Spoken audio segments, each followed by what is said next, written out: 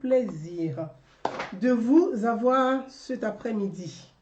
À vous tous, bonjour et bonsoir pour d'autres, comme je viens de le dire. Je n'aurai pas assez de temps de dire bonsoir à tout le monde, bonjour à tout le monde. Donc voilà, on va commencer le live pour ne pas rester très longtemps.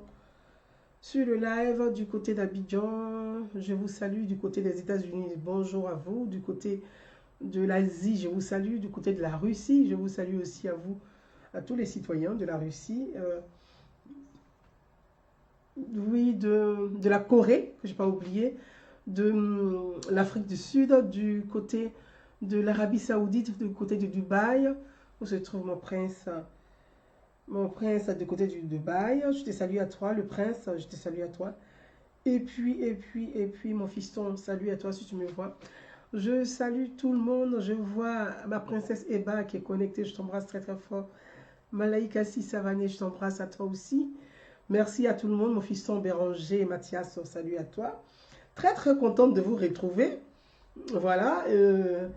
Ça fait quand même un bon petit bout que je n'ai pas été là très souvent. La semaine dernière, j'étais très occupée avec le salon de l'agriculture à Paris, donc le salon international. Je salue tous mes amis qui étaient sur le salon, que j'ai rencontrés, que j'ai retrouvés, voilà, avec lesquels on a fait connaissance. Donc je vous salue à tous, que ce soit le salon de l'agriculture comme du côté de le salon animalier. Donc à vous tous, à ces deux salons, je vous embrasse très fort depuis Paris. Merci à vous tous. Il se reconnaîtra. Je salue, ne vous fâchez pas, mais je vais saluer une jeune femme. Alors, qui est Msumaoro. Je te salue, je t'embrasse très fort. Quelque chose d'extraordinaire que vous allez. C'est une anecdote. C'est une follower, c'est une princesse. Je l'embrasse très fort. Je t'embrasse d'ailleurs. En même temps, c'est une soroïste. Voilà. Donc, c'est la fille de Guillaume Soro. C'est la fistine de Guillaume Soro, mais qui m'apprécie beaucoup. Et que moi aussi, j'apprécie beaucoup. Comme quoi, on n'est pas des adversaires, nous sommes des frères et sœurs. Que j'ai retrouvé sur le salon et qui me dit, je t'apprécie tellement. Pardon, laisse un peu mon frère en paix. Alors, je te salue depuis Paris. Je t'embrasse très fort. On a passé, voilà, on a partagé des bons moments. C'est vrai qu'on n'est pas d'accord sur certains sujets, mais on reste tous des frères. Et puis, ce qui est important, c'est l'amour de la Côte d'Ivoire. Donc, je t'embrasse fort. Plein de bisous à toi. Et puis, au passage, tu salues voilà, ton idole ou au passage. Merci à toi, ma grande. Voilà. Je salue Mohamed Rassoul Dosso, je te salue. MC Cool, Italie. Depuis l'Italie, donc j'embrasse tous les citoyens du côté de l'Italie. Je te salue à toi. Je salue mon frère Assis, l'Italien, qui n'est pas encore rentré. J'ai vu les photos, il est encore à Abidjan. Dépêche-toi de rentrer. Assis. Kassoum Golo Diara, salut à toi. À vous tous, je vous salue. Et puis on va partir en musique le temps que nos amis puissent se connecter. Ah, comme je l'ai dit, je ne pourrais pas embrasser tout le monde, mais sachez que je vous embrasse très fort. J'embrasse tout le monde au passage. Je vous embrasse. On part en musique le temps que nos amis puissent se connecter. On va parler de l'éducation nationale. Nous allons parler de ce mal qui mine l'éducation nationale, de ce cancer qui pourrit l'éducation nationale. On va parler de cette tension, d'une vraie tension sociale qu'on ne va pas cacher, on ne va pas nier. Il faut dire les choses, il faut mettre les mots sur le mal qui fragilise nos sociétés. Si on veut régler les tensions dans notre société, si on veut consolider la cohésion sociale, si on veut construire la paix, c'est de pouvoir mettre les mots là où ça fait mal pour pouvoir résoudre ces vrais problèmes. Parce que ce qui s'est passé en Côte d'Ivoire démontre avec gravité la crise, la fracture sociale démontre avec gravité il y a un malaise profond, le malaise profond au sein de la société ivoirienne, au sein de la République et au sein de la nation. Donc il y a un vrai malaise profond qui s'est exprimé et qu'il ne faut pas nier. Et je voulais vraiment mettre le doigt là-dessus et dire en même temps au passage que ce malaise profond, la ministre de l'Éducation n'est pas responsable de ce malaise profond. Donc on va en parler le temps que nos amis puissent se connecter. On va écouter Monsieur le Président, parce que je le dis toujours, le poisson pourrit par la tête et non par la queue. Donc, s'il y a un malaise profond dans la société, la personne que nous devons interpeller pour dire « ça ne va pas », c'est le président de la République. C'est à lui on doit dire « Monsieur le Président, ça ne va pas ». Monsieur le Président, regardez autour de vous, ça ne va pas. Ce qui s'est passé en Côte d'Ivoire, voir des enfants d'école maternelle porter les kakis pour aller manifester quoi? Pour dire quoi? Des bébés de 5 à 7 ans être dans les cours de l'école et manifester. J'ai eu des larmes aux yeux, moi. Je suis restée silencieuse sur le problème de cette grève. J'ai été tellement choquée, j'ai eu des larmes aux yeux. Instrumentaliser des enfants à ce point, c'est grave. C'est grave et on ne peut pas le nier, on ne peut pas jouer avec ça.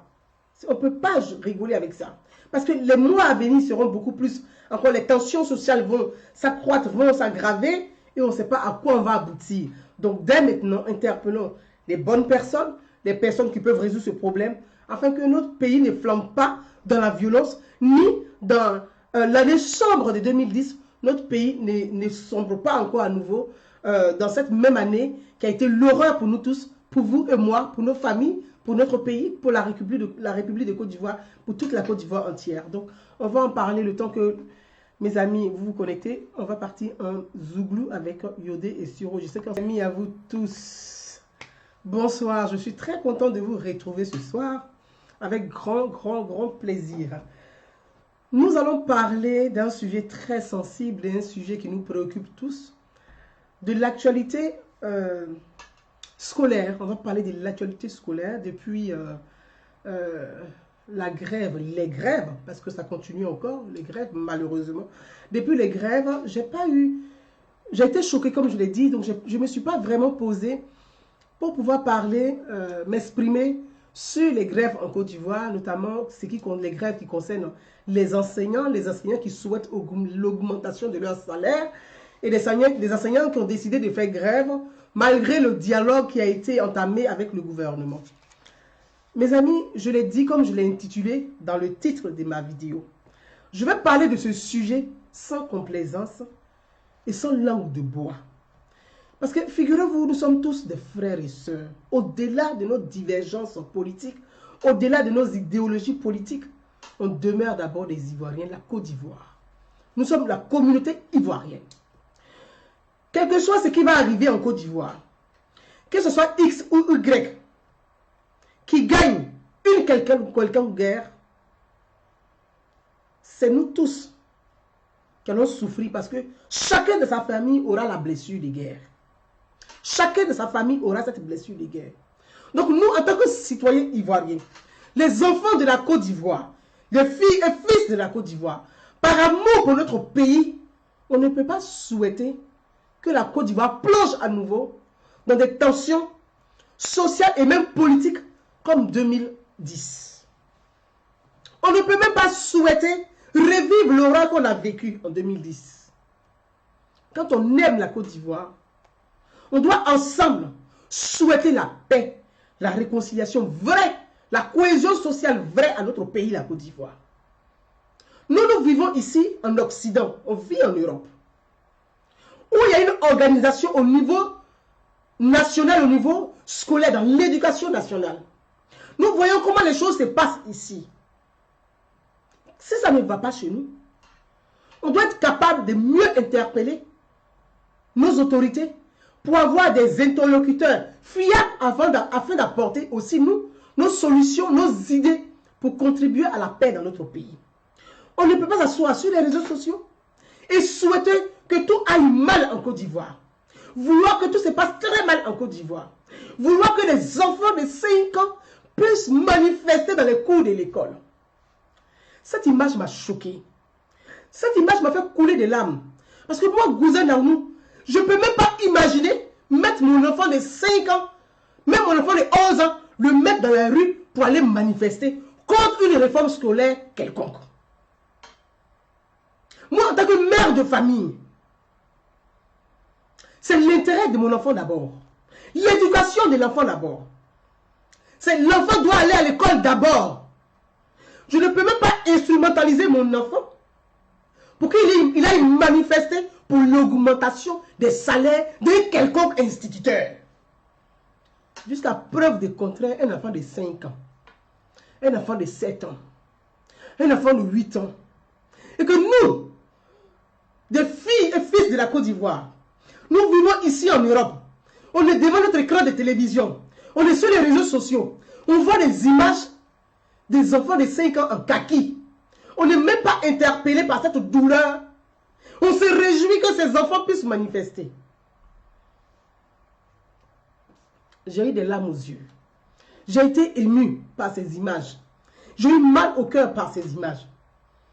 J'ai eu peur et j'ai encore peur. Je me dis, mais mon Dieu, qu'est-ce qui ne va pas dans mon pays? Qu'est-ce qui se passe? Qu'est-ce qui ne marche pas dans le pays? Pourquoi ça ne marche pas dans le pays? En tant que des citoyens, on doit être à mesure de se poser ces bonnes questions. Pour nous aussi aider nos dirigeants, pour aider nos gouvernants à réussir là où ça ne va pas. On ne doit pas faire la langue de bois. On ne doit pas faire de la passion politique. On ne doit pas faire de l'idolâtrie politique à un personnage politique quelconque, qu'il soit du RHDP, qu'il soit du RDR, qu'il soit du PDCI, qu'il soit du FPI. On n'est pas là pour faire de l'idolâtrie. On doit être capable de poser le vrai débat. On doit être capable d'interpeller. On doit être capable de dire, oh là là, ça ne va pas là. Mais si on est sur les réseaux sociaux, chacun dans son camp, buté dans sa tête, dit, oui, l'autre dit, ce que mon gars fait, c'est bien. L'autre dit, ce que mon gars fait, c'est bien. On va arriver à quoi? On va aboutir à quoi dans la société ivoirienne? Est-ce que nous contribuons à la paix, à la cohésion sociale? Je crois que non. Donc, mes amis, avant d'arriver à ces images, avant d'aborder le sujet, je voudrais,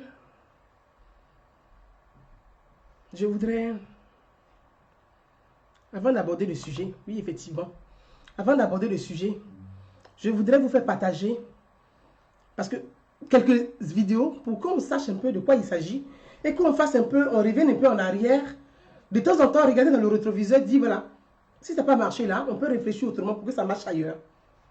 Voilà. Donc, vraiment,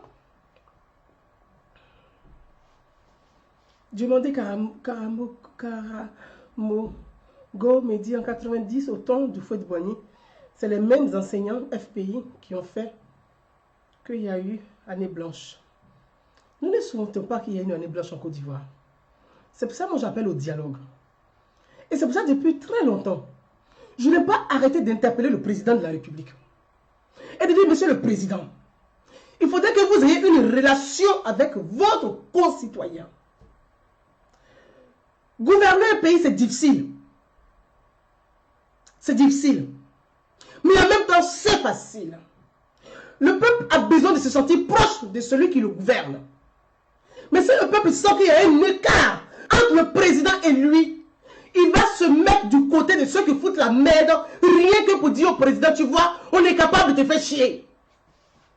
Ce qui se passe en Côte d'Ivoire, c'est, comme je l'ai dit dans mon introduction, c'est un malaise profond. Et la ministre de l'Éducation, Kandia Camara, n'est pas responsable de ce malaise profond. Je tiens à le souligner et j'insiste là-dessus. J'insiste là-dessus parce que Kandia Camara n'est pas responsable de ce malaise qui s'est exprimé via les enseignants. Parce que des gens à côté vont instrumentaliser le malaise. Chacun va aller chercher là où il va utiliser pour pouvoir saccager le travail du président. Mais vous qui êtes autour du président de la République, est-ce que vous apportez l'information juste à Alassane Ouattara? Vous qui êtes les collaborateurs du président, est-ce que vous expliquez ce qui se passe réellement dans la société au président de la République? Je crois que non. Je crois que non. Je crois que non. Et c'est ça le malaise profond. La vérité n'arrive pas sur le bureau du président en réalité. Ce qui se passe dans la société n'arrive pas sur le bureau d'Alassane Ouattara. Et c'est pas normal. C'est pas normal. Il y a une distance entre le président et le peuple. C'est pas normal. Le peuple est gouverné par le président de la République, le chef de l'État. Alassane Ouattara n'est pas le président ni des Malinqués, ni des Akans. Il est le président de la République. Diantre, écoutez ça un peu. Ce qui est en train d'arriver là, le pays va arriver dans ce pays. Parce que vous n'écoutez personne. Vous êtes entre vous en clan. Et ça, quand tu regardes ça, tu as envie de pleurer. Tu te dis, mais mon Dieu, comment je vais faire pour interpeller? Et je souhaite que chacun puisse interpeller à sa façon, à ce qu'on puisse consolider la cohésion sociale dans notre pays. On n'a pas intérêt à ce que la Côte d'Ivoire flambe encore dans la violence. Quand les gens vont quitter le pays avec leur visa spécifique, avec leur passeport diplomatique. Toi qui m'écoutes, ma soeur, mon frère, tu as un passeport diplomatique pour tes parents? Est-ce que tu as un visa spécifique pour tes frères et pour tes soeurs? Est-ce que tu as les moyens même de payer leur billet d'avion pour sortir du territoire? Tous ces gens que vous voyez là, ce sont les mêmes. Il n'y a pas un qui va mieux que l'autre. Tous ces politiques, ce sont les mêmes. Depuis les années 90, qu'est-ce qui a changé? Quel visage qui a changé? Depuis 90, ce ne sont pas les mêmes politiques qui sont là. Ce ne sont pas les mêmes groupes qui sont là. Ça se défait, ça se refait, ça se marie, ça divorce, ça crée parti, ça recrée parti, ça change de nom, ça revient à l'envers, ça revient à l'endroit. Qu'est-ce qui a changé, vous, dans votre vie? Pour que vous allez sortir pour mourir pour des gens qui, entre eux, ils sont des voisins. Ils sont des voisins. Ce sont des voisins. Bédier habite à côté d'Alassane Ouattara. Vous avez une fois entendu que Bédier et puis Alassane Ouattara se sont battus dans la rue? Vous qui m'écoutez, vous avez une fois entendu ça? S'ils ne s'aiment pas à ce point-là, pourquoi ils ne se giflent pas à côté? Ils sont des voisins. C'est vous les élèves qu'on va instrumentaliser pour descendre dans la rue, pour aller vous caillasser. C'est des enfants qui vont descendre pour aller déloger d'autres. Mon Dieu. Mon Dieu, où est l'humain dans tout ça?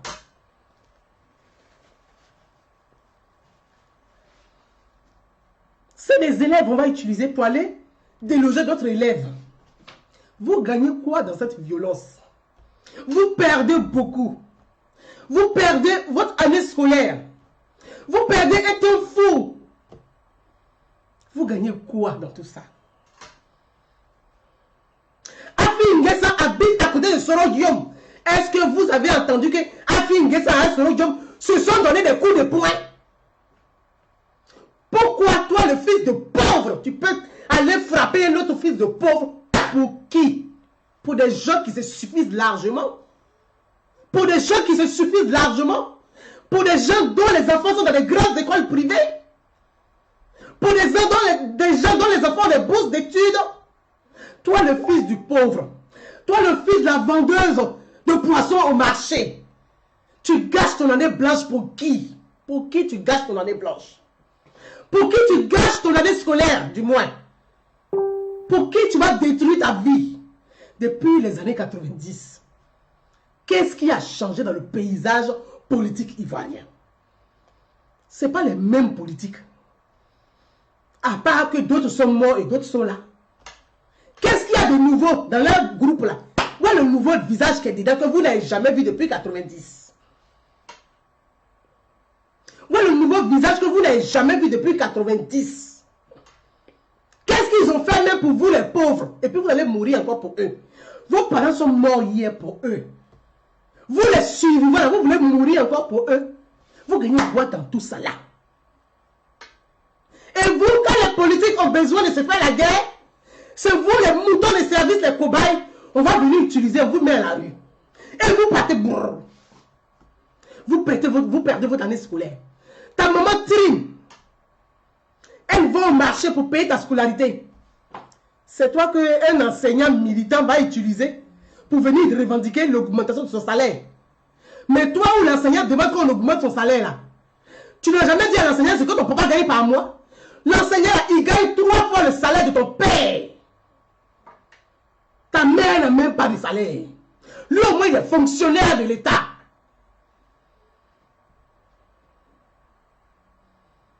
Il est fonctionnaire de l'État.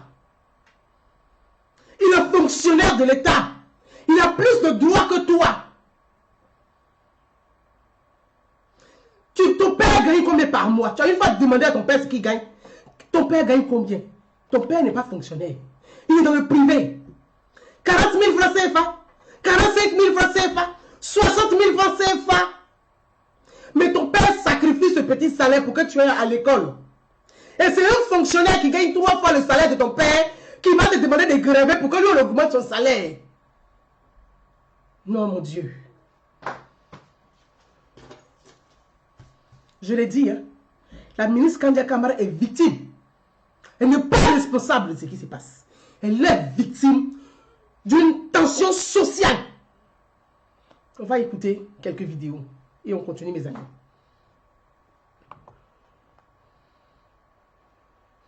Parce que j'ai vu des gens qui m'ont dit sur les réseaux sociaux, ah oui, autant de l'autre, on augmentait les salaires. Mensonge. Autant de Gbagbo, on n'a pas augmenté le salaire de quelqu'un. Gbagbo a dit lui-même, je ne augmenterai même pas un salaire de quiconque. Gbagbo l'a dit. On va l'écouter.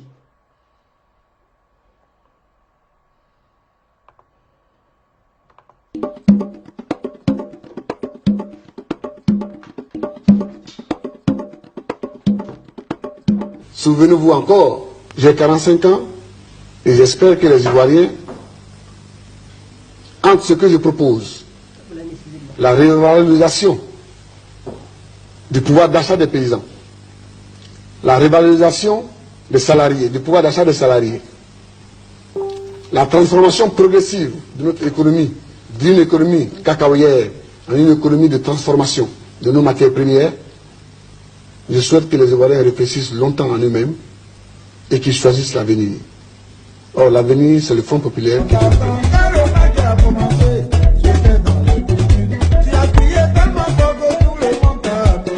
Je n'augmenterai pas un sou sur le salaire de quiconque.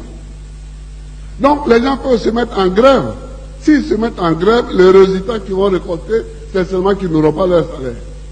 Entre ce que je propose, la révalorisation du pouvoir d'achat des paysans, la révalorisation des salariés, du pouvoir d'achat des salariés, je souhaite que les Ivoiriens réfléchissent longtemps en eux-mêmes et qu'ils choisissent l'avenir. Or, l'avenir, c'est le Front populaire qui le représente. Il y en a qui viennent, il faut qu'on augmente les salaires, il faut qu'on augmente. Je n'augmenterai rien. Je n'augmenterai rien.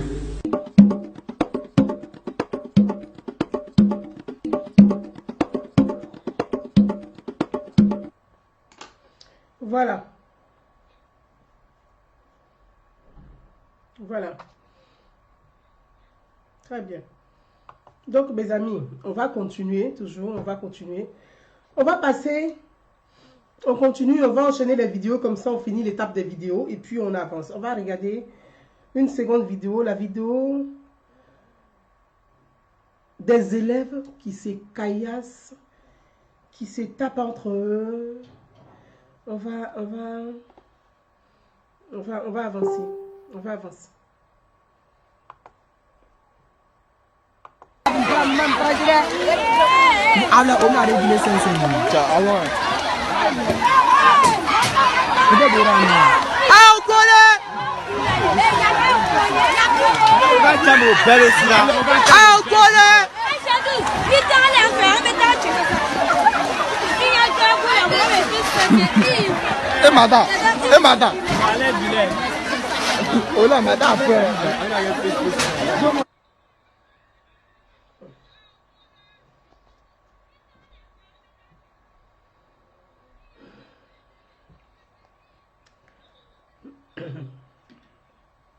Voilà. On part à l'autre vidéo. On va regarder la... On va avancer comme ça, la seconde vidéo, on va avancer, puis on gagnera beaucoup plus de temps.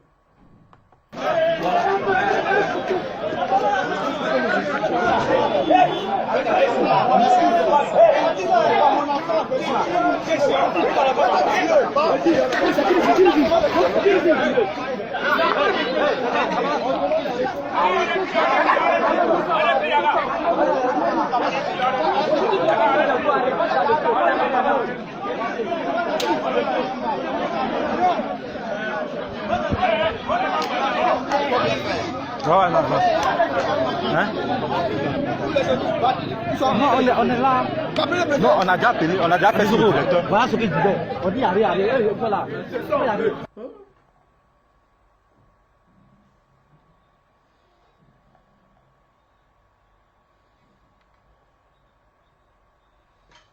Voilà. Voilà. On continue d'écouter. Et puis, Le témoignage de certains petits élèves, malheureusement des élèves, leur témoignage, on va écouter aussi leur témoignage. On va écouter leur témoignage. Tu parles fort, tu te présentes, tu dis ton nom. Tu es dans, comment tu t'appelles? Isaac Ahmed. Tu es dans quelle école? Lycée municipal d'Agé Pierre 1. Tu es venu chercher quoi au collège Frélec? Je suis venu faire du logement. On n'entend pas bien. Je suis venu faire du logement. Qui t'a envoyé pour venir faire du logement? Les éducateurs et les professeurs. Les éducateurs? Et les professeurs. C'est eux qui t'ont envoyé pour venir faire du logement. Les éducateurs d'où? Du lycée d'Agé Pierre 1. D'accord. Ok. Toi, comment tu t'appelles? Je me présente Koulibaly Dali. Ton nom c'est quoi? Koulibaly Dali. Tu es dans quelle école? Lycée municipal d'Agé Pierre. Tu es venu faire quoi ici à collège Frélec? Je suis venu pour déloger. Tu es venu? Pour déloger. Qui t'a envoyé? Personne. Personne. Faut enlever tes gris-gris, on va voir.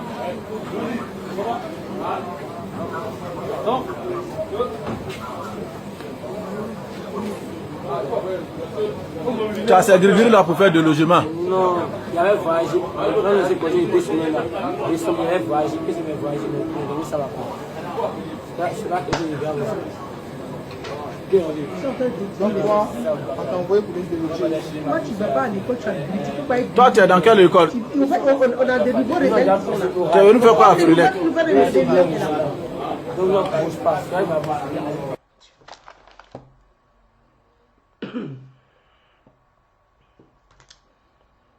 Voilà.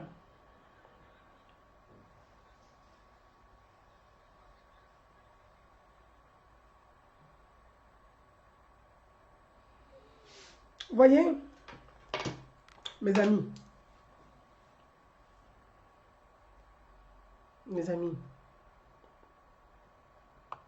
c'est pour ça que je vous montre cette image-là. Regardez les enfants qui sont en bas. La ministre, sa photo est en dessus. En dessous, là, la deuxième photo en dessous, là. Des enfants comme ça, là, eux, ils comprennent quoi d'en faire des grèves?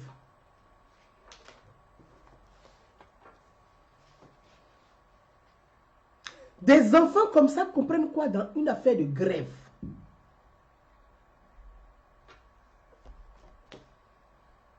Des enfants comme ça comprennent quoi dans une affaire de grève? Je lis un commentaire, on dit ça là encore, c'est est-ce que ça encore c'est Gbagbo? Oui, c'est Gbagbo. Oui, c'est Blé Boudé. Oui, c'est Soro Guillaume. C'est eux qui ont instauré cette violence dans l'éducation.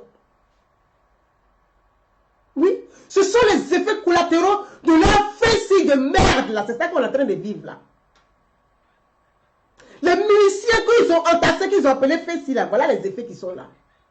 C'est eux qui sont derrière toutes ces conneries là. Qui est derrière? Qui est derrière? L'éducation nationale. Mon frère, il ne faut pas venir ici et puis je vais descendre sur vous. Parce que ce sujet-là, il ne vous concerne pas en réalité. Mais si tu veux faire l'imbécile, je vais le charger et puis il va être à vous. Je vais déposer la chose dans votre main. Qui a installé la violence à l'université? Toi qui es venu écrire ta cochonnerie là. Qui a installé la violence à l'université? Dans les universités de Côte d'Ivoire, qui a installé la violence? Qui a installé la drogue? Qui a installé les machettes dans les universités? Vous pouvez me dire ça? Pendant que vos enfants font de bonnes études, vous venez distribuer les machettes aux enfants des autres pour s'entrecouper, s'entre-déchirer entre eux, pour se taillasser entre eux. Qui a installé ça dans les universités? Qui est responsable de cette merde? Guillaume Soro et Blé Boudé ont apporté quoi à l'université? Fédération estudiantine. De quoi? On est fédération estudiantine. Ils sont toujours les anciens fessistes. Et ça traîne un peu partout, ils sont toujours anciens fessistes. Ce sont des miliciens qui ont envoyé ces miliciens en politique. Chaque parti politique en Côte d'Ivoire a joué, a marchandé avec ces miliciens appelés fessistes en réalité. Ils se sont accaparés de la fédération des étudiants de Côte d'Ivoire. Et ils ont installé dans cette fédération un réseau de miliciens armés jusqu'aux dents, qui faisaient la loi sur de vrais étudiants, qui faisaient la loi sur ceux qui voulaient étudier, qui faisaient la loi dans les universités, dans les écoles, la terreur. Ils ont transformé les universités en bar, en boîte de nuit, en bordel, où chacun va prostitution à outrance. Installer la drogue dans les universités, détruire l'éducation nationale. Qui a détruit l'éducation nationale? Je l'ai dit tout à l'heure. Je dis Kandia Camara n'est pas responsable. Elle est victime d'une tension profonde sociale. Elle est victime d'une tension profonde sociale. Quand on arrive à ça, les enfants de Soro Diom ne sont pas dans l'école privée. Est-ce que vous voyez les enfants de Soro Diom descendre dans les rues porter kaki pour venir faire manifestation pour qu'on augmente le salaire des professeurs? Est-ce que vous voyez les enfants de Blé Goudé venir manifester? Est-ce que vous voyez les petits enfants de Babo venir manifester? Est-ce que vous voyez même les petits enfants de la salle Ouattara pour venir manifester? Est-ce que vous voyez les enfants de ces politiques à venir manifester? Les enfants sont dans des grandes écoles. Ils font des grandes études. C'est-à-dire, eux, ils gouvernent. Et c'est les enfants qui vont revenir encore pour vous gouverner. Parce que vous avez gâché votre année scolaire. Vous avez gâché vos études à leur compte. Vous n'avez pas compris ça et c'est triste. Vous n'avez pas compris. Vous n'allez pas à l'école. Vous gâchez votre éducation. Vous cachez l'école. Vous bousillez vos vies. Vous sortez de l'éducation sans formation, sans diplôme. Vous allez faire quoi de votre vie? Et les enfants sont dans les grandes écoles. Ils ont des bourses d'études. Et c'est les enfants qui vont revenir pour vous gouverner encore. Et gouverner vous, vos enfants. Parce que vous resterez toujours de pauvres malheureux. Vous n'avez rien appris à l'école. C'est ça la réalité. C'est ça la réalité. Pourquoi vous devez détruire votre année scolaire pour des gens? Pourquoi? C'est à eux de détruire la vie pour vous. Parce que eux, vous êtes des étudiants. Pourquoi eux ne se sacrifient pas pour vous et vous vous sacrifiez toujours pour les hommes politiques?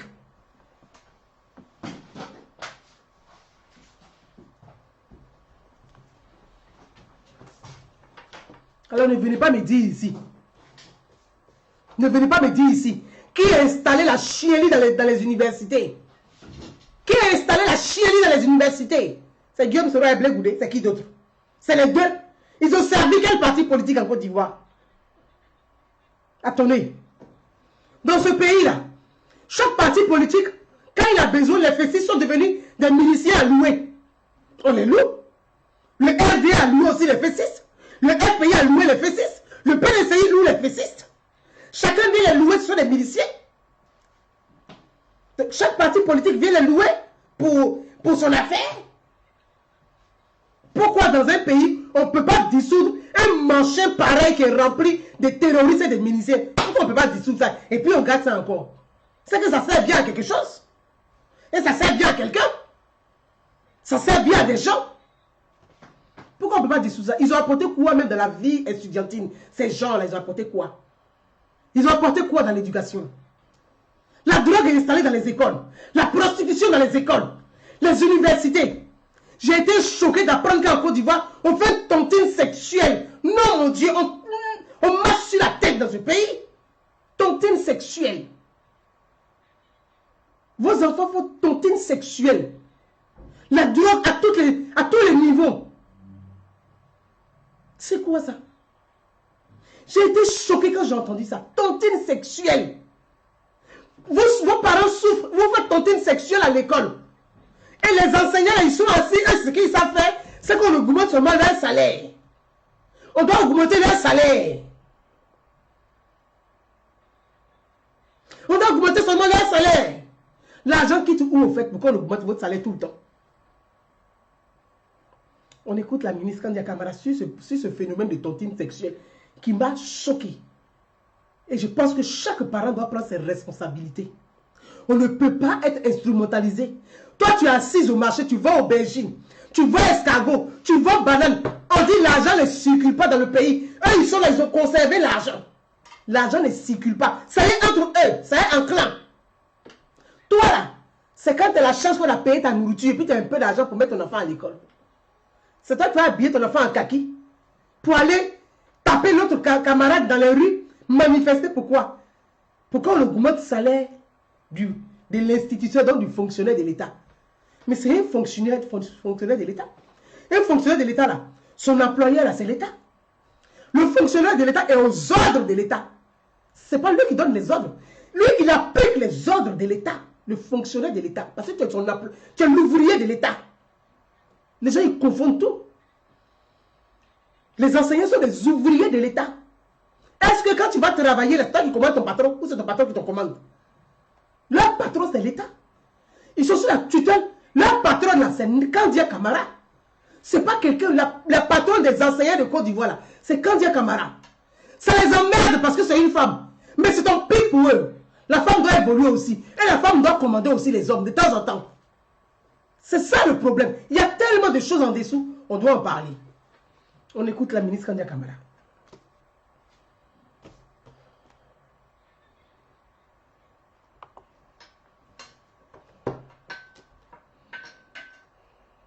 Excusez-moi.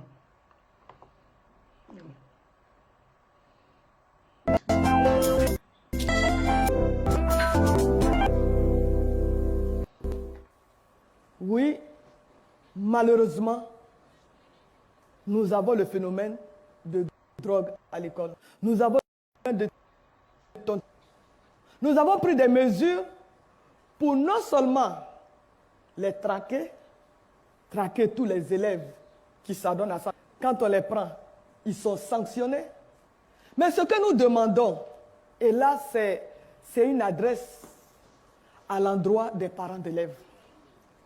Voyez-vous, sur les 24 heures dans la journée, l'enfant ne passe tout au plus que 8 heures à l'école. Le reste du temps, l'enfant est sous la responsabilité de ses parents.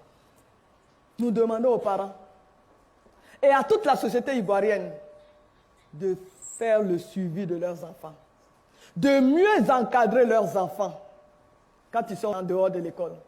Nous lançons un appel aux parents d'élèves. Ensemble, donnons une éducation à nos enfants. La formation, nous en faisons notre affaire. Mais l'éducation morale, même civique, ne se fait pas uniquement à l'école. Nous avons besoin de la contribution de la société ivoirienne. Nous avons besoin de la contribution des parents d'élèves. C'est un appel. C'est un cri de cœur.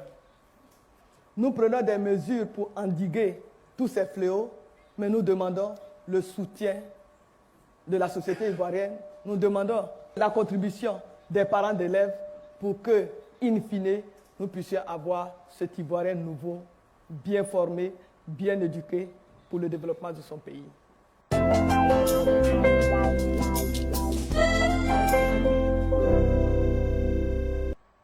Mes amis,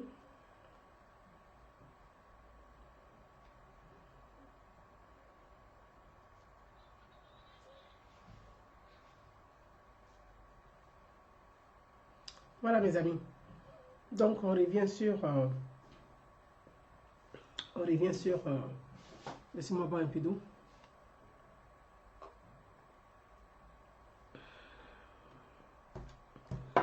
Voilà, on revient rapidement sur voilà.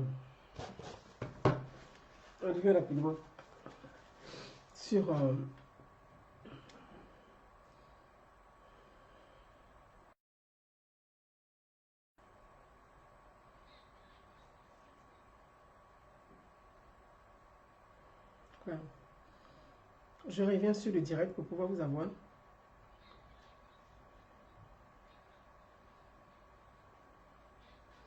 Donc voilà, on revient mes amis. On revient là-dessus, on revient sur ce problème qui mine notre société et qui vraiment qui est un vrai fléau. Voilà. On a l'éducation nationale, comme je l'ai dit, et que je l'ai annoncé, je l'ai dit, je le répète, je le dis. Parce qu'il faut que tout le monde puisse vraiment l'entendre ça.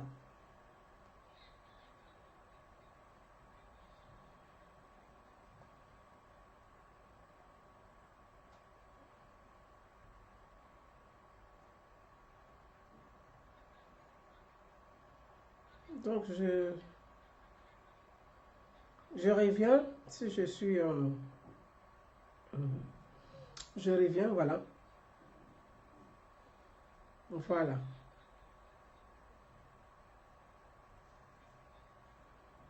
Voilà. Je reviens, je vous lis au fur et à mesure, je prends vos On ne peut pas être dans un pays et puis dire qu'on revendique pour une loi pour l'augmentation d'un salaire. Donc, je voulais vraiment revenir là-dessus et dire à mes frères et à mes sœurs. Voilà. Dire à mes frères et sœurs, je voulais vraiment revenir là-dessus. Voilà. Je voulais revenir là-dessus. J'espère que je reviendrai là-dessus parce que je lis vos commentaires au fur et à mesure. Au fur et à mesure, je lis vos commentaires. Et puis, je vois des gens à qui ça ne plaît pas. Mais vous n'êtes pas obligé de rester sur le live. Vous pouvez rester dans votre secte. Là où vous racontez des choses qui vous intéressent, des choses peut-être plaisantes pour vous. Cette forme d'utopie dans laquelle vous nagez depuis des années, des années et des années. Et qui va aboutir à rien. Parce que finalement, vous ne serez même pas utile dans la gestion du pays, dans la gestion des institutions du pays, dans la gestion des hommes même. Vous serez inutile. Et c'est à cela que j'attire toujours votre attention. Et mes amis, je voudrais... je vais prendre un retour. Je reviens sur mon retour.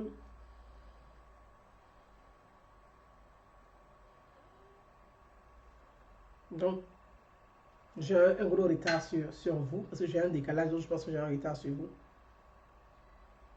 Voilà, tout à fait. J'ai un retard sur vous. Mais le retard, on va le rattraper et continuer. La ministre Kandia Camara n'est pas responsable de ce qui se passe dans l'éducation nationale. J'ai commencé par le début, j'ai dit, c'est un malaise profond. C'est un malaise profond. Et c'est un mal-être d'une grande majorité de la population. C'est un mal-être d'une grande majorité de la population. Je le dis et j'insiste là-dessus. Ce qui est en train de se passer dans l'éducation, des enfants de 5 ans, des enfants de 7 ans, que certains hommes politiques croupis dans l'ombre vont utiliser ces miliciens appelés fessiers ou anciens fessistes, ces miliciens appelés anciens fessistes, sur toutes les formes de noms que vous voulez, vont aller instrumentaliser dans les écoles, vont utiliser des enseignants militants, des fonctionnaires militants, vont venir organiser des troubles à l'ordre public et retarder l'éducation de nos enfants, l'éducation de nos familles, de nos frères et sœurs. Nous ne pouvons pas rester bouche bée face à cette forme d'injustice. Nous ne pouvons pas applaudir des gens qui veulent faire de l'année scolaire de nos frères et sœurs, de nos enfants, une année blanche. Tandis que eux qui sont croupis dans l'ombre, qui instrumentalisent les anciens fessistes, qui instrumentalisent la fessie, qui instrumentalisent les enseignants, eux, leurs enfants continuent d'aller à l'école dans les écoles privées. Est-ce qu'en Côte d'Ivoire, les écoles privées sont en grève? Ça, c'est une question que vous devez vous poser. Est-ce qu'en Côte d'Ivoire, les écoles privées sont en grève? Est-ce qu'en Côte d'Ivoire, les écoles internationales, est-ce que ces écoles sont en grève? Vous allez à Bassam, il y a l'école internationale, le lycée français, tous les enfants sont là-bas. Leurs enfants sont dans des grandes écoles. D'autres, leurs enfants sont en Europe dans des grandes écoles. Et vous, les pauvres, là, c'est vous, on va manipuler pour que vos enfants vont perdre leur année scolaire, année blanche. Toi, parent d'élève, tu n'as pas posé la question à un enseignant, lui, il gagne combien par mois? Parce que lui, il est le salarié de l'État. Il travaille haut, il ne travaille pas haut. Il a son salaire tous les mois. Toi, tu es le père des parents d'élèves là. Tu te réveilles à 4h30 du matin pour aller au travail. Pour ceux qui travaillent. Parce que ce n'est pas tout le monde qui travaille. Ce n'est pas tout le monde qui travaille. Tu gagnes combien par mois? Toi qui es le parent d'élève, toi tu gagnes combien par mois? L'enseignant, lui, il gagne combien par mois? Dans ce pays-là, on doit augmenter le salaire de qui normalement? C'est le salaire de qui on devrait augmenter. Le secteur privé a un partenariat avec l'État. Le secteur privé, là, ils ont un partenariat avec l'État.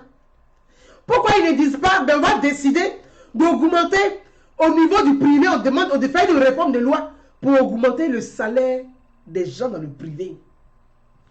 Toi qui travailles dans le privé, là, c'est toi qui payes les impôts plus que le fonctionnaire. C'est ce que vous ne savez pas. C'est pour ça que ton salaire n'est pas beaucoup. C'est vous qui payez plus d'impôts que le fonctionnaire dans le pays là. Donc toi qui es parent d'élève là, c'est toi ton argent, on prend, on coupe dessus pour augmenter le salaire du fonctionnaire. Toi tu gagnes 60 000 francs tous les mois. Le fonctionnaire gagne 100 000, 150 000. 200 000 francs, le double, le triple de ton salaire. 3 fois ton salaire. Et c'est lui qui va venir bloquer la scolarité de ton enfant. Toi qui souffres comme ça pour mettre ton enfant à l'école là. C'est le fonctionnaire qui fourrier là, qui est payé par l'État là. Donc toi tu payes impôt pour lui là. C'est lui qui va venir bloquer la scolarité de toi, le pauvre qui souffre là. Il va bloquer sa scolarité parce qu'il veut qu'on augmente son salaire. Mais on enlève l'argent où pour augmenter son salaire? On enlève l'argent où? Est-ce que vous posez ces questions-là? C'est pour ça que je parle de l'éducation des masses.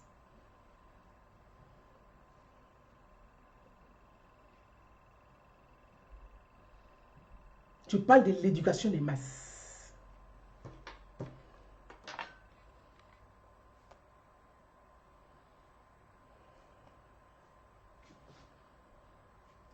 Mes amis, je vais aller sur ça pour vous suivre. Je pense que ces démons-là, ils pensent qu'ils vont nous empêcher de faire ce live-là. Mais ils ne vont pas nous empêcher de faire le live. Moi, plus on fait ça, plus ça me plaît. C'est ce qu'ils ne savent pas. Plus on fait ça là, plus c'est comme mon Gina même en train de monter, ça me plaît. Ça s'appelle Gina, mon Gina monte, ça me plaît. Et ils ne savent pas ça. On y va, mes amis. Ils pensent qu'ils vont nous empêcher de faire le live. Ils ont pissé dans le violon parce qu'on va aller jusqu'au bout de ce live.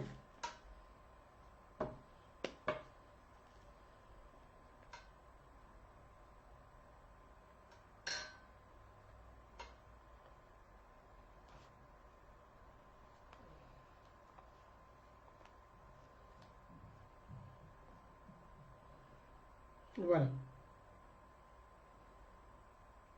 On va continuer.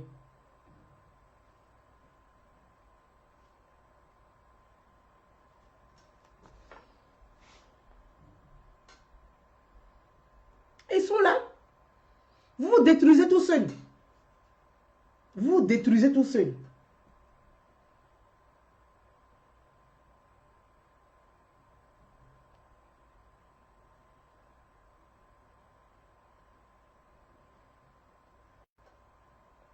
Excusez-moi, j'envoie un message en même temps à un frère qui m'écrit une bosse. Vous vous détruisez tout seul. Vous détruisez l'éducation de vos enfants. On va enlever l'argent pour augmenter votre salaire. Depuis le temps de Gbagbo, on n'a pas augmenté le salaire des fonctionnaires. Le salaire des fonctionnaires n'a pas été augmenté. Gbagbo l'a dit clairement qu'il n'augmente pas votre salaire. Des iota. Même de 5 francs, il n'augmente pas votre salaire. Il dit, si vous voulez la manifester, plus vous manifestez là même là, vous ne remettez pas un salaire à la fin du mois. Vous avez fait quoi à Gbagbo? Vous l'avez mangé cru? Est-ce que vous l'avez mangé cru? Ça, c'est de l'injustice. Au contraire, sous Kandia Kamara, ministre de l'Éducation nationale, votre revendication depuis plus de 10 ans, les 10 années de pouvoir de Gbagbo là, Kandia Kamara a pris vos revendications en main. Elle a posé vos revendications sur le bureau du Premier ministre. Ils ont pris vos revendications, ils sont arrivés, ils ont décidé en conseil des ministres. On a augmenté vos salaires sous Kandia Kamara. Cette vérité-là. Vous qui aimez Dieu, qui priez Dieu, qui louez Dieu là, dites la vérité devant Dieu. Cette femme-là, que vous vilipendez là, elle a augmenté le salaire des fonctionnaires, des enseignants en Côte d'Ivoire. Grâce à elle, vos salaires ont augmenté. Elle a porté vos revendications. Elle a défendu vos revendications. On peut ne pas aimer Kandia Kamara, mais ayez le courage de dire la vérité. Ayons le courage de dire la vérité.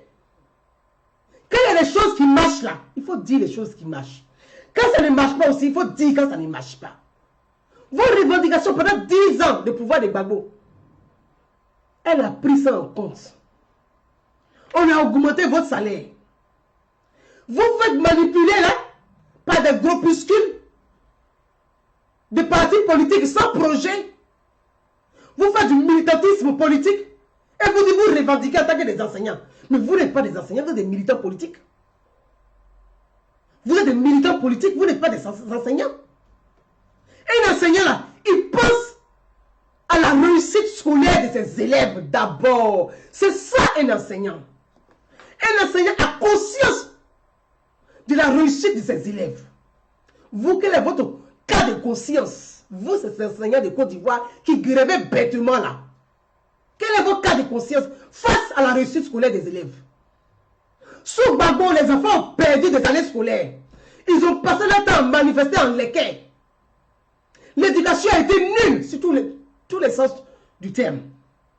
L'échec scolaire pendant 10 ans. L'échec scolaire sous les 10 années de pouvoir du Gbagbo. Les gens ont raté leur éducation. La crise de 2010 a accentué encore les choses. Ça a été chaotique pour les enfants de Côte d'Ivoire, pour les élèves de Côte d'Ivoire. Ceux qui sont partis en exil, là, leur vie scolaire a été bafouée. Tout ça à cause de quoi? À cause des tensions politiques. À cause de votre business politique. Vous sacrifiez la vie des enfants. Vous sacrifiez la vie de la jeunesse. Vous détruisez l'éducation nationale. À cause de votre business politique, vos deals politiques, toujours les mêmes, rien n'a changé. L'eau n'a pas coulé sur les cocotiers. C'est les mêmes visages, c'est les mêmes crânes, c'est les mêmes têtes. Qu'est-ce qui a changé dans la vie politique ivoirienne? Il y a du nouveau? Il y a un visage nouveau parmi vous? Est-ce que depuis 1990, il y a un visage nouveau parmi vous? Mais vous êtes tous des milliardaires. Mais l'éducation, les enfants ont tout perdu. Les familles scroupissent dans la misère. Qu'est-ce que vous voulez apporter de concret?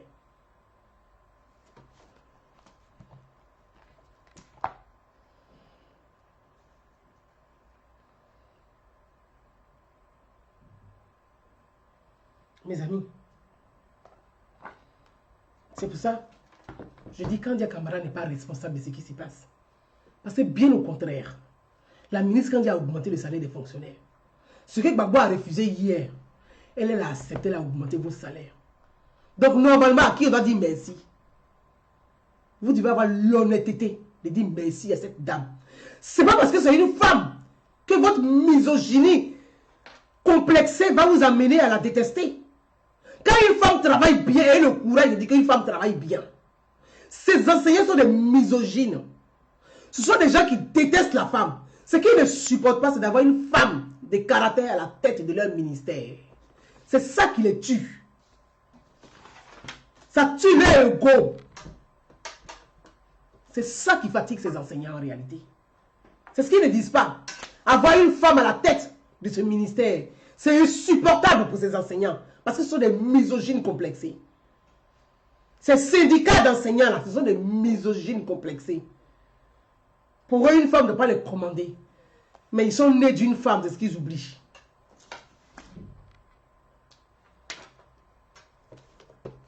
Donc elle peut vous commander, elle doit vous commander. Et vous devez accepter qu'elle vous commande. C'est ça aussi la vie.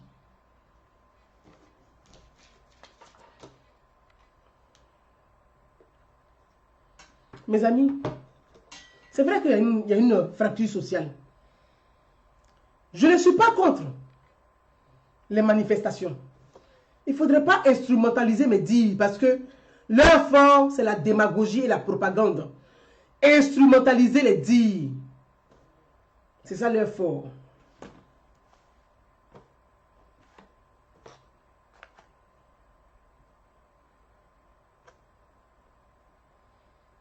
C'est ça leur fort. Ils savent qu'instrumentaliser les dires des uns et des autres. Faire de la propagande, c'est tout ce qu'ils savent faire. Mais ils ne savent pas bâtir, ils ne savent pas construire. Et c'est bien dommage.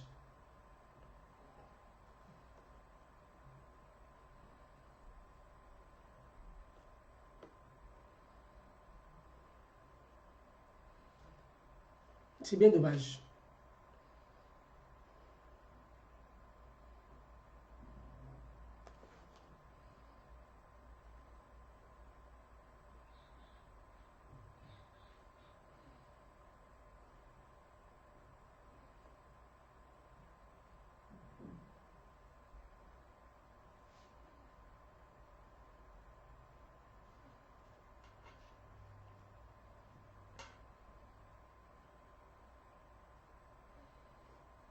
Voilà. Donc, il faut avoir le courage et l'honnêteté de dire la vérité. Kandia Camara a augmenté vos salaires. Ne soyez pas instrumentalisés par des groupuscules politiques, de partis politiques quelconques, pour venir foutre de la merde dans l'éducation. Vous là, vos enfants vont à l'école. Vos enfants ne sont pas dans l'éducation publique. Ils ne sont pas dans les écoles publiques. C'est nous les pauvres là-haut. C'est nous les pauvres là. Donc laissez nos enfants aller à l'école. Toi l'enseignant, ta priorité, c'est réussir l'année scolaire de tes élèves. C'est ça la priorité d'un enseignant consciencieux. La priorité d'un enseignant consciencieux, c'est la réussite de ses élèves. Comment on peut se retrouver dans des écoles où la prostitution est de partout, la drogue est partout, comme s'il n'y avait pas de directeur d'école compétent et rigoureux pour quand même surveiller les élèves, jusqu'à ce qu'on puisse avoir des tontines sexuelles. Il y a un problème. Il y a un problème et que le président de la République, c'est à lui de prendre sa responsabilité et de poser la rigueur à tout le monde, à ses ministres et à tous les Ivoiriens. C'est au président de la République. C'est au président de la République d'imposer la rigueur à tous ses ministres. Pas de complaisance, mais de la rigueur. Dans un pays comme la Côte d'Ivoire, tontine sexuelle dans l'école, c'est que c'est grave. C'est l'image de la Côte d'Ivoire. Et c'est l'image, ça impacte l'image du président de la République lui-même. Ça impacte l'image du président de la République lui-même. Ça impacte l'image du président de la République lui-même. On ne peut pas rigoler avec ce genre de choses. Le président doit prendre son bâton et imposer la rigueur à tous, sans exception, y compris à ses ministres.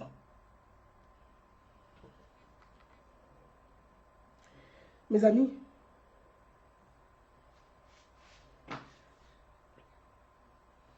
on ne peut pas l'admettre. On ne peut pas l'admettre. Je vois les gens qui demandent la démission de Kandia Camara. Elle va démissionner. Elle va démissionner de quoi? Parce qu'elle a augmenté vos salaires. Parce qu'elle a augmenté vos salaires, elle va démissionner. Bon, vous les enseignants, les syndicats d'enseignants là, est-ce que vous avez une fois réfléchi, vous avez une fois posé la question pour dire, les élèves qu'on a dans la classe ici là, toi ton papa gagne combien par mois? Toi ton papa gagne combien par mois? Toi ta maman gagne combien par mois? Est-ce que vous, ces syndicats d'enseignants là, vous avez, est-ce que vous connaissez même le salaire minimum d'un homme, le salaire minimum, revenu minimum en Côte d'Ivoire? Est-ce que vous connaissez ce qu'on appelle le revenu minimum? Est-ce que vous, ces syndicats d'enseignants là, vous connaissez le revenu minimum? Moi, je voulais m'adresser aux parents d'élèves. C'est à vous de vous dresser contre ces syndicats d'enseignants. Parce qu'ils sont en train de détruire l'éducation de vos enfants. Toi qui es la femme qui va au marché, qui vend ton piment au marché. Toi qui vends ton gombo au marché pour mettre ton enfant à l'école. Toi qui fais gardiennage au plateau pour payer la scolarité de ton enfant. Tu vas dire stop à ces gens-là qui veulent foutre l'année scolaire de ton enfant en l'air. Tu dois dire stop à ces gens-là. Tu dois leur dire stop. Parce que tu souffres pour mettre ton enfant à l'école. Regarde ta fiche de paye et regarde la fiche de paye du fonctionnaire. Tu vas voir qu'il n'y a pas d'égalité. Regarde ta fiche de paye et regarde la fiche de paye du fonctionnaire, de l'enseignant et du policier, du gendarme. Tu vas voir que toi, le pauvre, il n'y a pas d'égalité. Il y a trop d'inégalités dans le pays. Et ça, on ne doit pas confondre ces inégalités et instrumentaliser ces inégalités pour demander à des gamins de 5 ans de descendre dans la rue. C'est pour ça que j'interpelle le président de la République. Je dis, c'est à lui, monsieur le président. C'est toi que le peuple a élu, monsieur le président. Ce n'est ni tes ministres, c'est toi que le peuple a élu. C'est toi qui nommes tes ministres. Tu es le seul responsable. Tu seras le coupable, toi seul. Le poisson pourri par la tête et non par la queue. Si ça ne va pas dans le pays, tu es le seul responsable. Hier, c'est ce que Gbagbo a fait, puis on lui a dit que c'est lui qui est responsable. Quand on parle, il n'écoute pas. Il n'écoutait pas. Monsieur le Président, il y a un malaise social dans le pays. Je pense que le président n'a pas connaissance de ce malaise social. Donc, les gens vont instrumentaliser ce malaise social pour créer des émeutes et pour créer des révoltes. Malheureusement, dans un pays démocratique, pour créer des révoltes et des émeutes, on passe toujours par l'éducation. C'est pour ça que je dis que Kandia Camara n'est pas responsable.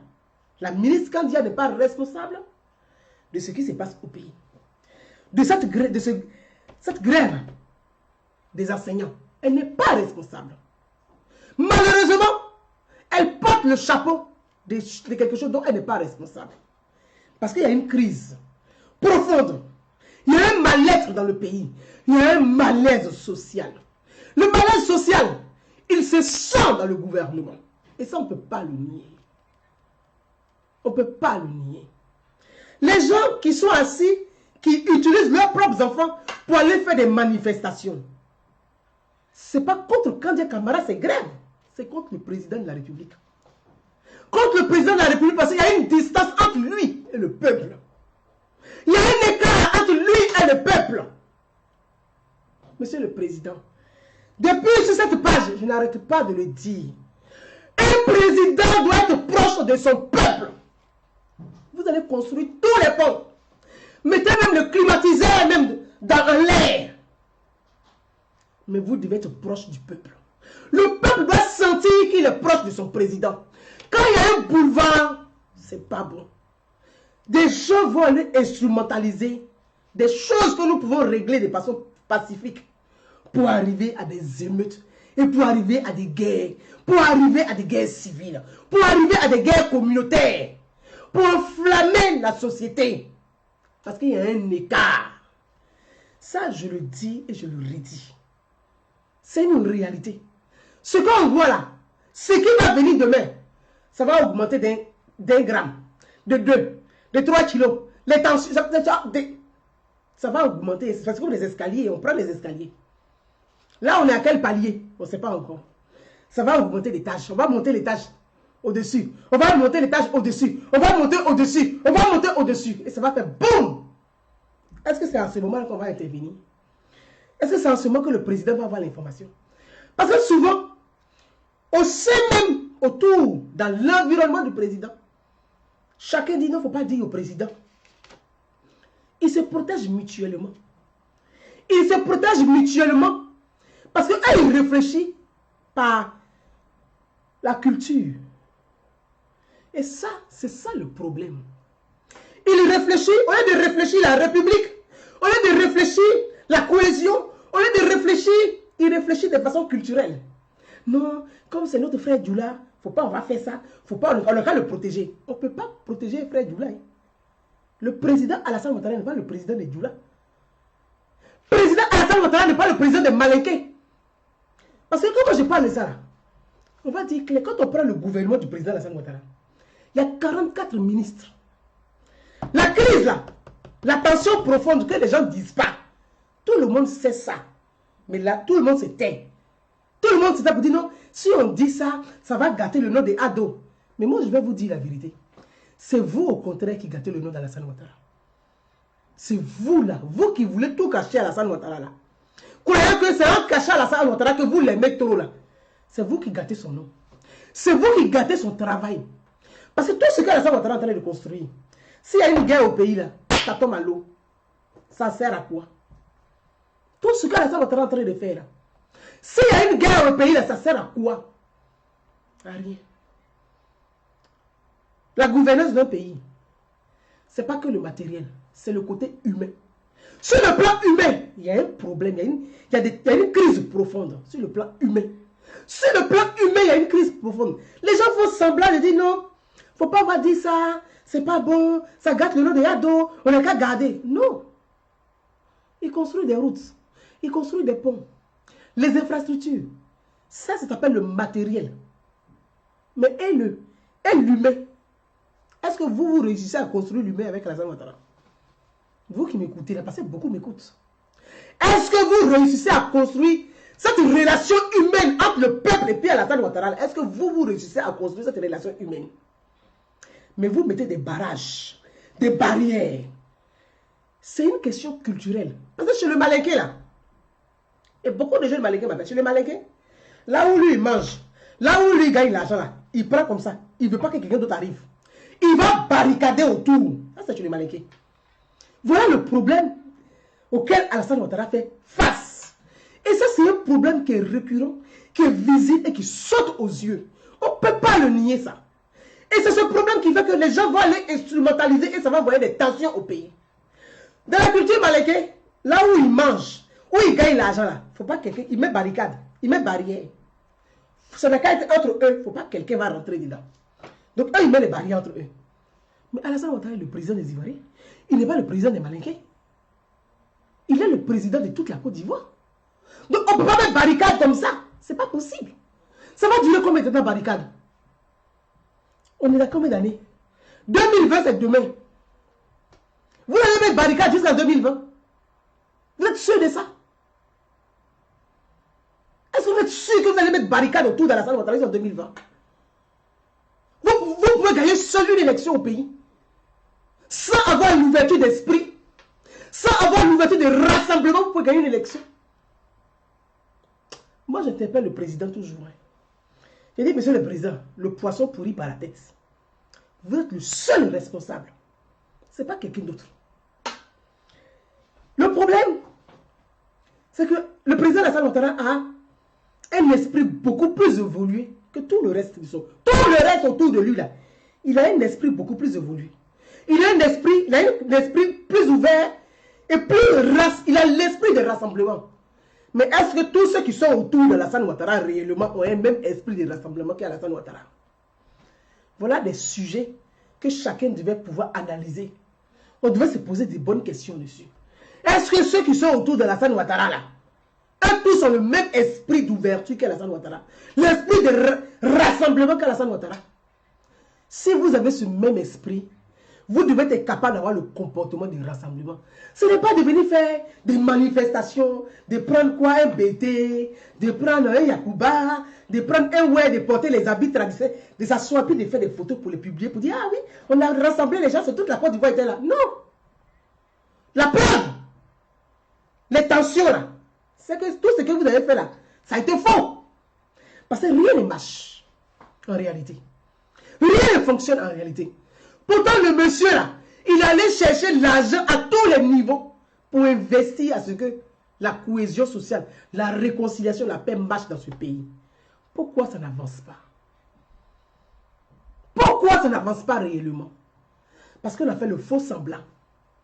Le faux semblant. L'argent est rentré où? On a mis l'argent là où? On a donné à qui? Il y a un problème. La cohésion sociale là, il faut la construire au pays, elle n'existe pas encore. La cohésion sociale n'existe pas encore, il faut la construire, il faut la bâtir. Mais c'est avec courage, c'est avec audace on bâtit la cohésion sociale. Et la cohésion sociale doit se refléter au sein du gouvernement de Côte d'Ivoire.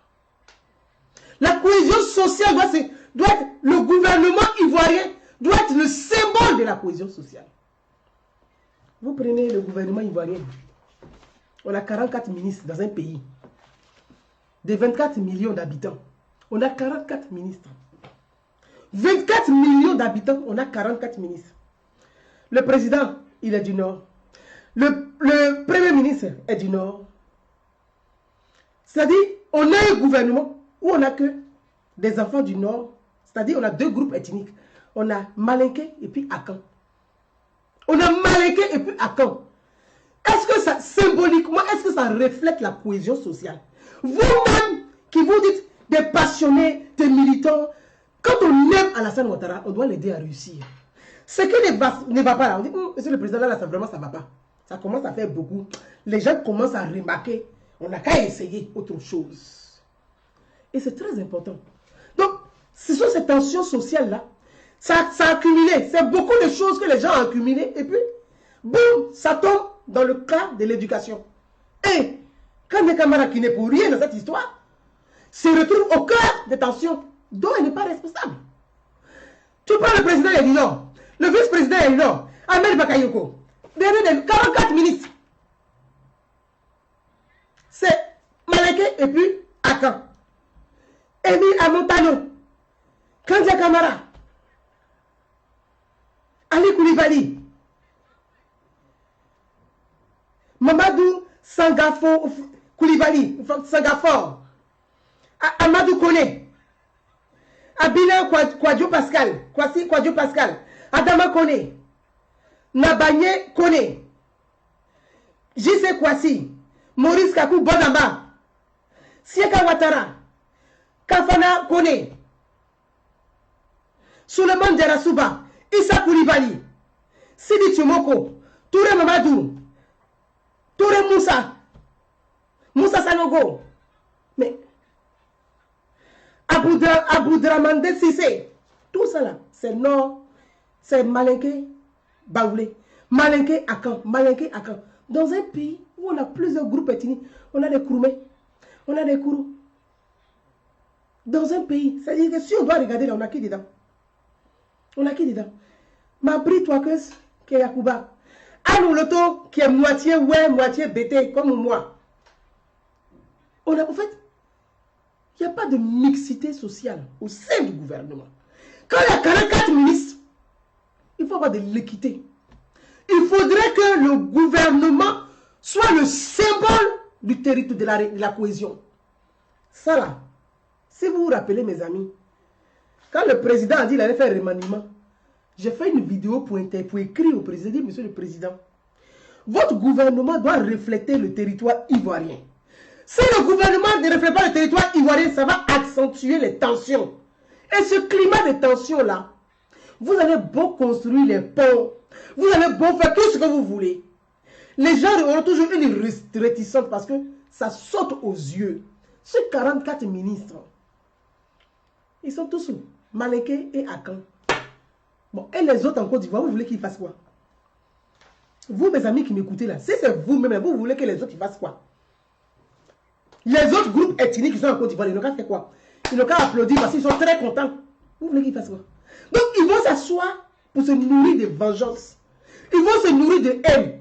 Malgré que Alassane Ouattara travaille. On ne peut pas le nier.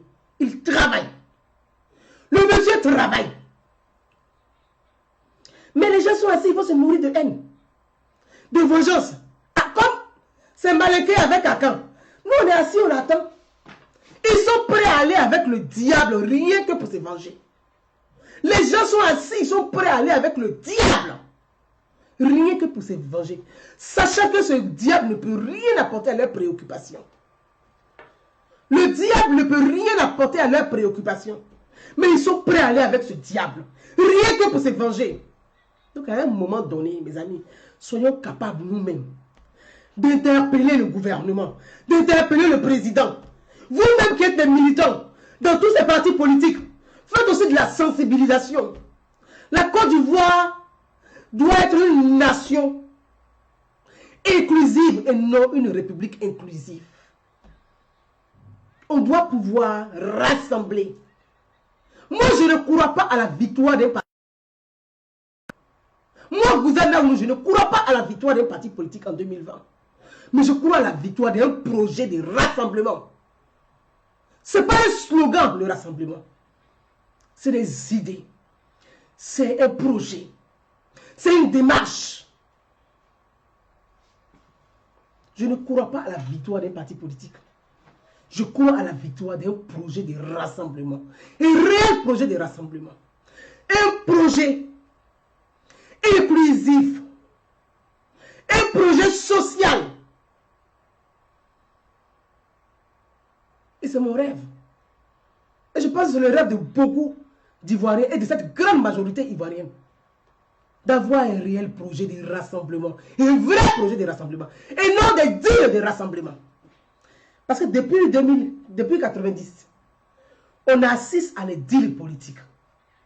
Ces deals politiques-là, aujourd'hui, le président Alassane Ouattara est pris en métaux dans ces business et deals politiques.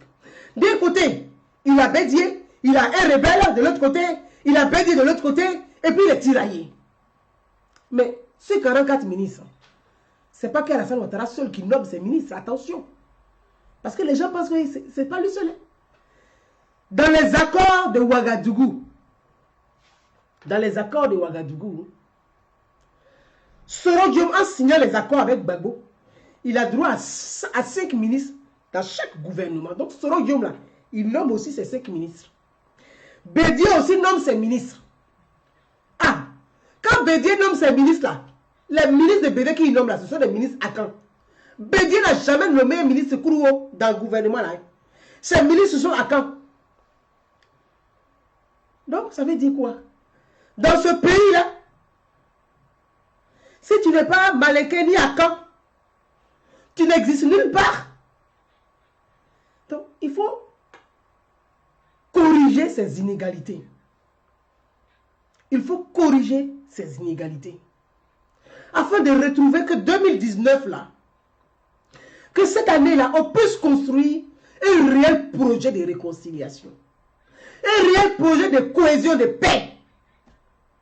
Sinon, 2020 sera encore une année noire, comme 2010. Et nous ne souhaitons pas une année noire pour la Côte d'Ivoire. Le président de la République a apporté beaucoup. Il a apporté beaucoup dans le développement. Et nous devons préserver ses acquis. On ne doit pas détruire ses acquis. Il a apporté beaucoup dans le développement. La Côte d'Ivoire vient de très loin. Là où ceux qui sont partis ont laissé la Côte d'Ivoire, c'est dramatique. Ils ont laissé des caisses vides. C'est-à-dire, avant de partir, ils ont dit, comme on parle là, on va tout gâter. Ils ont bousillé tout avant de partir. Donc, Alassane Ouattara a trouvé un pays à l'agonie, un pays qui était en train d'agoniser. La Côte d'Ivoire était à plat, comme le Soudan, presque comme le Soudan. Il a fallu Alassane Ouattara pour qu'on arrive à ce développement-là. Moi, aujourd'hui, avec beaucoup de recul, et c'est ce que je demande à mes concitoyens, prenez ce recul et prenez de la hauteur sur les événements. Vous allez comprendre que ce monsieur, Alassane Ouattara, a apporté beaucoup à la Côte d'Ivoire. Prenez de la hauteur, mes frères. Sur vos émotions, on vient de très très loin. Imaginez la Côte d'Ivoire de 2010 là. Si c'était quelqu'un d'autre, ce n'était pas un grand économiste qui a la connaissance, requise, qui a les compétences, qui a un carnet d'adresse colossal, qui est respecté au niveau international. Si ce n'était pas lui là, est-ce que la Côte d'Ivoire là, que vous voyez là, on allait voir ça comme ça aujourd'hui? Les gens seraient en train étaient remplis de mouches partout, en train de crever. On serait comme le Soudan. Et ça, c'est une réalité. On ne peut pas nier ça. C'est pour ça que je dis, dissocions les choses. Dissocions les choses. Alassane Ouattara a apporté du travail. Il a apporté le développement à la Côte d'Ivoire. Oui, on peut critiquer certains ministères. On peut critiquer la gestion de l'État. C'est notre droit des citoyens de critiquer, d'apporter les critiques. Quand ça ne va pas, c'est notre droit en tant que citoyen de critiquer. On ne dit pas de ne pas critiquer.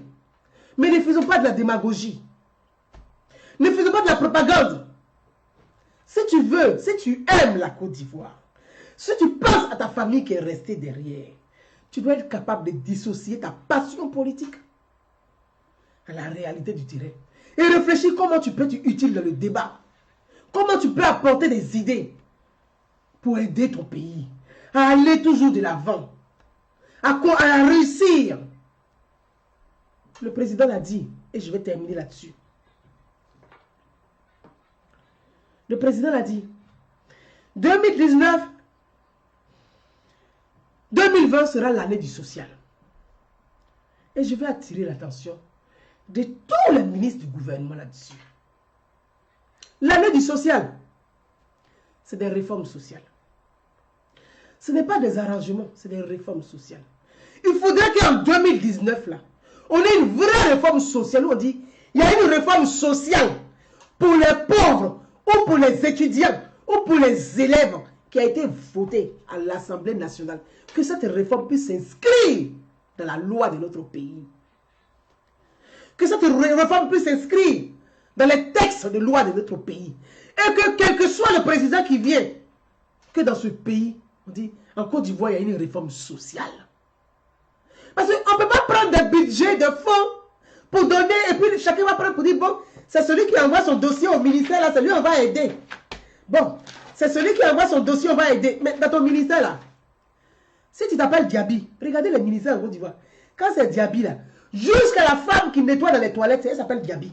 Ou bien c'est une alliance de Diaby. Donc, ça veut dire que dans ton ministère, là, c'est que les Diaby qui vont bénéficier de ces fonds. Parce qu'il n'y a pas quelqu'un d'autre là-bas à part les Diaby. Tu prends un ministère. Si c'est Koné qui est le ministre, tu as tous les Koné alignés jusqu'à celui qui nettoie mais qui passe à ses pieds là, il s'appelle Koné. Il faut que le président de la République puisse mettre un terme à ce genre de pratique. Les ministères ne sont pas des ministères des villages, ni des départements, ni des régions. Ce sont les ministères, les institutions de la République. Et ça doit refléter la République. On ne peut pas être dans des ministères et on se retrouve dans des clans. Le président lui-même l'a dit. On ne peut pas vivre en clan. On ne peut pas gouverner en clan. On ne peut pas gérer des ministères en clan. Ça, on ne pourra pas l'accepter longtemps. On ne peut pas continuer comme ça. Il faut lâcher un peu. Faites de l'espace aux autres. Ouvrez-vous aux autres. Les autres sont les sœurs. Qui s'appellent Nangou, Digbe, Gouza, Gueye, Assalé.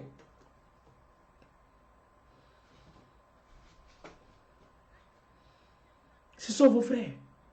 C'est pas parce qu'ils ne s'appellent pas Diaby. Ils ne s'appellent pas Koné qui n'est pas ton frère. Donc lâchez un peu de l'espace. Parce que c'est ça aussi la gestion. Si les gens se sentent exclus de tout, mais ils vont partir avec le diable. Ils vont partir avec les démons. Les démons qui veulent casser la République. Ils vont partir avec les démons. Même s'ils n'aiment pas le démon, ils vont partir avec les démons parce qu'ils ont envie de vous casser la République. Donc vous représentez la République. Symboliquement, vous êtes la République. Donc vous devez avoir ce comportement républicain. Ce comportement républicain qui fait que dans un ministère, on ne doit pas avoir toute la région dans un ministère. Il faut cette diversité ethnique dans le ministère. Il faut cette diversité.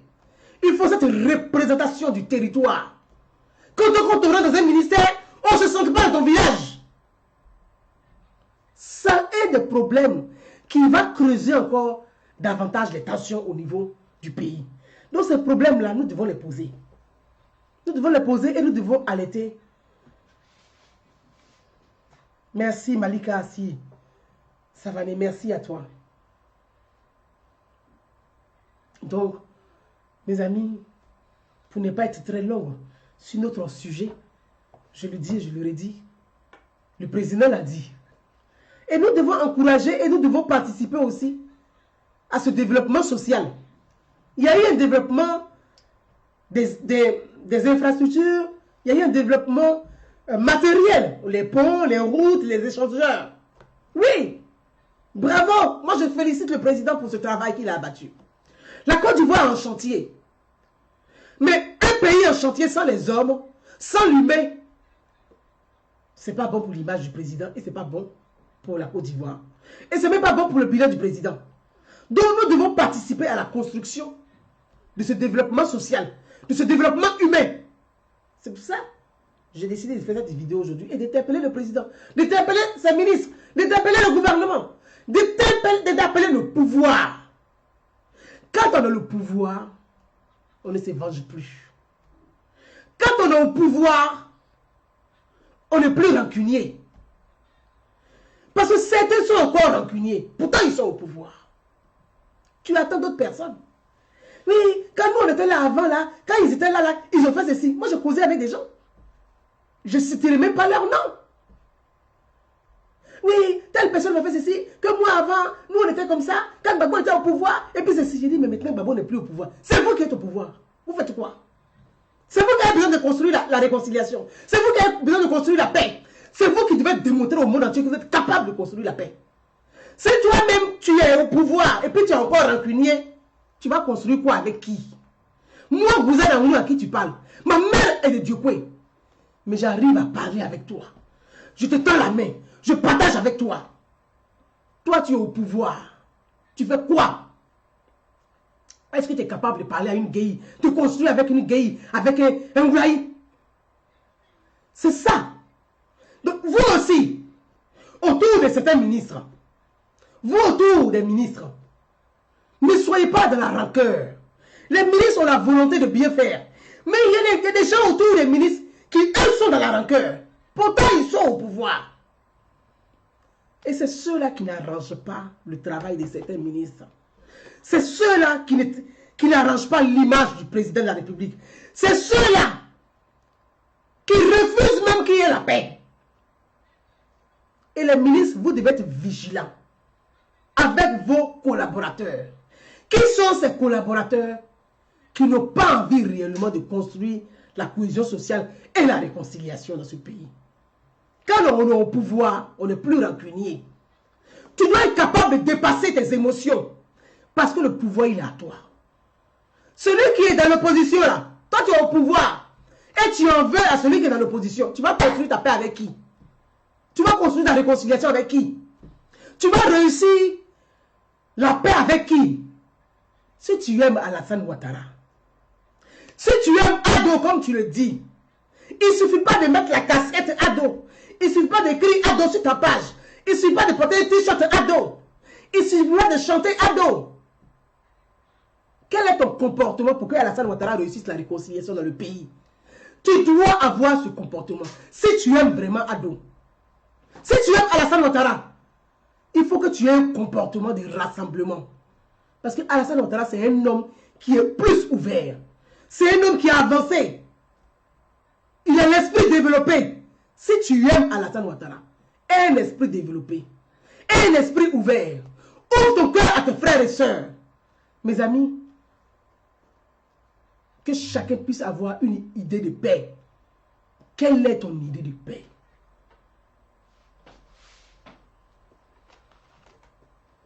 Quelle est ton idée de paix?